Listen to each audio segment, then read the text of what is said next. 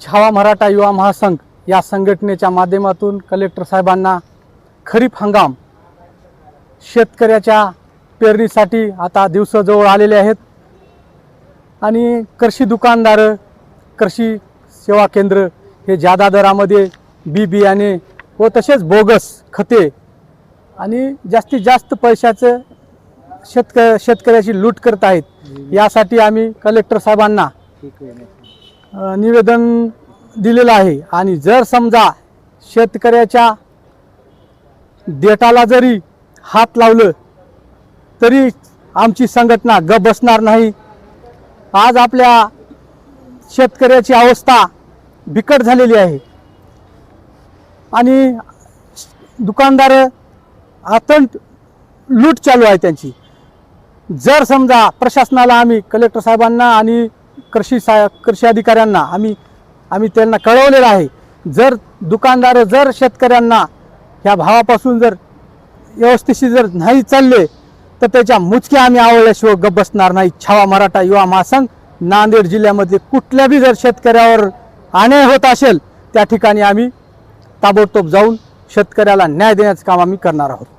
युवा महासंघ या संघटनेतर्फे आदरणीय जिल्हाधिकारी साहेबांना निवेदन दिलेलं आहे की आपण शेतकऱ्याला जगाचा पोशिंदा समजतो। दिवस रात्र कष्ट करून शेतकरी वर्ग आपल्या देशाला, आपल्या जगासाठी अन्नधान्य निर्माण करतो। त्या शेतकऱ्यांना आपण या कृषी खात्याकडून जे खत वगैरे आहेत, बियाणे आहेत, हे सगळ्या प्रकारे बोगस दिलं जातं। छत्रपती शिवाजी महाराज म्हणायचे की शेतकऱ्याच्या मिरचीच्या देठालाही हात लावू नका, नाहीतर तुमचे हात कलम केले जातील। परंतु आपला जो प्रशासकीय विभाग आहे ते कोण्या मार्गे चालला आहे हे खूप कळणं बिकट आहे। त्यासाठी जिल्हाधिकारी साहेबांना आदरणीय प्रदीप पाटील लोंबाड, जिल्हा प्रमुख नांदेड यांच्या माध्यमातून आम्ही निवेदन दिलेलं आहे की जर शेतकऱ्यांची लूट वेळेच थांबली नाही तर छावा मराठा युवा महासंघ या संघटनेतर्फे या महाराष्ट्रामध्ये, या नांदेड जिल्ह्यामध्ये एक मोठं आंदोलन निर्माण होईल आणि या छावा संघटनेच्या रोषाला प्रशासन जबाबदार येईल एवढं मी सांगतो आणि थांबतो।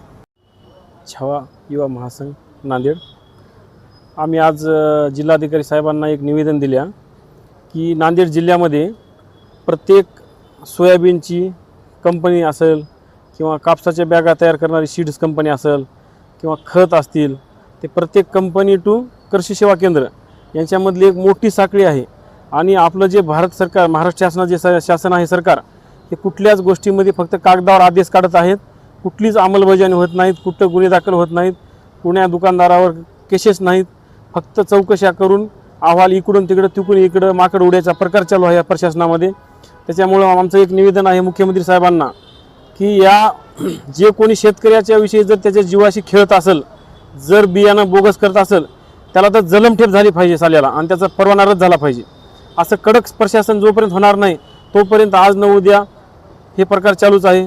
जसं आता शिक्षण विभागामध्ये TETचा प्रकार जे झाला, आज मोठे गावकर आहे, मोठे गावकर 1 महिन्यात 2 महिन्यात 6 महिन्यात सुटण्यात दुसरा मोठे गावकर तयार होते।